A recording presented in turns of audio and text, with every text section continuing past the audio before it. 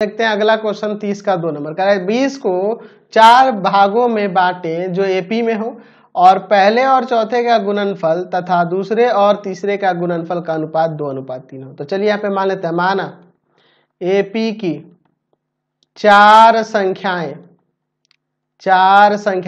कौन कौन सी होंगी? तो पहला a माइनस डी, दूसरा a minus D, a minus 3d, a minus D, a plus D, और 4 के लिए ना बताए थे a प्लस 3d है।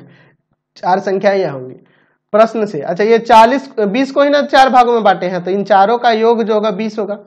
a minus 3d, a minus D, a plus D और a प्लस 3d, इन चारों का योग जो होगा वह 20 होगा।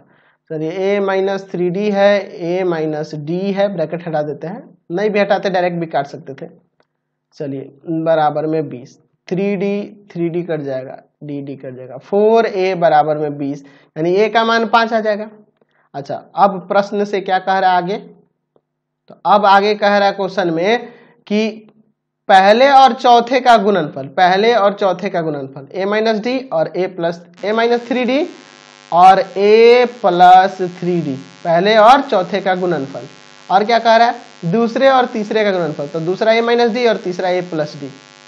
अच्छा, a माइनस डी और a प्लस डी, और दोनों का अनुपात जो है 2:3 है, a माइनस डी और a प्लस डी, अनुपात इनका क्या है? 2:3 है। चलिए ऊपर हो जाएगा a स्क्वायर माइनस 3d का होल स्क्वायर, और नीचे हो जाएगा a स्क्वायर माइनस का डी स्क्वायर। फॉर्मूला लगा दिए है a square minus B square का ऊपर और नीचे। चलिए अब आगे सॉल्व करते हैं, ठीक है। a का वैल्यू हमारा 5 है, तो 5 रख सकते हैं ना। 5 का स्क्वायर माइनस में 9d स्क्वायर, और यहाँ हो जाएगा 5 का स्क्वायर माइनस का डी स्क्वायर बराबर 2/3, यानी कि 25 माइनस 9d स्क्वायर, और यहाँ 25 माइनस डी स्क्वायर बराबर 2/3।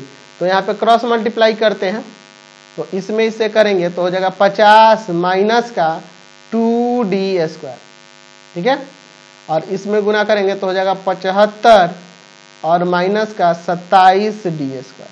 हो जाएगा ना जी, 3 से गुना होगा इसमें तो 25 × 75 और 9 × 27, और 2 से गुना होगा इसमें तो 50 माइनस का 2d स्क्वायर। तो d वाले को एक तरफ करो, माइनस का 2d स्क्वायर प्लस में 27d स्क्वायर, इसको उधर ले जाएंगे 75 माइनस 50, यहाँ घटेगा तो 25d स्क्वायर और यहाँ घटेगा तो 25, यानी कि d स्क्वायर बराबर यहाँ से क्या आ जाएगा? d स्क्वायर बराबर 25/25, कट के 1 आ गया, यानी कि स्क्वायर जाएगा रूट में तो प्लस माइनस 1 आ जाएगा आपका d का मान। तो यहाँ से भी 2 केस आ जाएगा। केस पहला, a का मान कितना है? तो a का मान 5 है और d का मान कितना है? 1 है, प्लस का 1 लेते हैं, a का मान 5 ही ना आया था जी, हाँ, d का मान प्लस का 1। तो पहली संख्या तो क्या थी? a माइनस 3d, यानी कि 5 माइनस 3 गुना 1, यानी कि 5 माइनस 3 2 आ गया। दूसरी संख्या a माइनस डी थी, यानी कि 5 माइनस 1 4। तीसरी संख्या a प्लस डी थी, 5 प्लस 1 6। और चौथी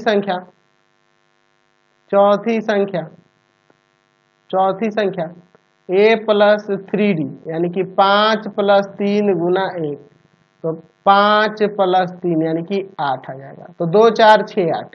केस दूसरा, a बराबर 5 और d बराबर माइनस का 1। तो पहली संख्या a माइनस 3d, यानी कि हो जाएगा आपका 5 माइनस 3 इंटू माइनस का 1, यानी कि 5 प्लस 3 8। दूसरी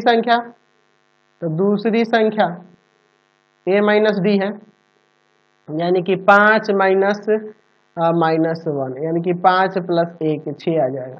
तीसरी संख्या है आपकी a प्लस डी, यानी कि 5 प्लस माइनस 1, यानी कि 5 माइनस 1 4 आ जाएगा। और चौथी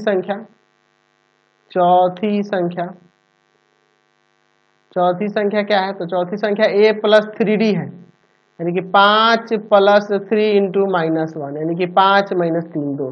तो 2 4 6 8 या 8 4 6 2, ये 2 हो जाएगा 8 6 4 2। ठीक है, दोनों हो सकता है आंसर। चलिए अगला क्वेश्चन